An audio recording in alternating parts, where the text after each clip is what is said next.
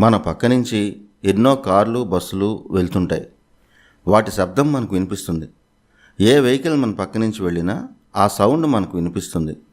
మరి ఆకాశంలో అన్ని నక్షత్రాలు గ్రహాలు తిరుగుతూ ఉంటాయి. వాటి శబ్దం మనకి ఎందుకు వినిపించదు? పెద్ద పెద్ద నక్షత్రాలు లక్షల అణుబాంబులతో సమానం.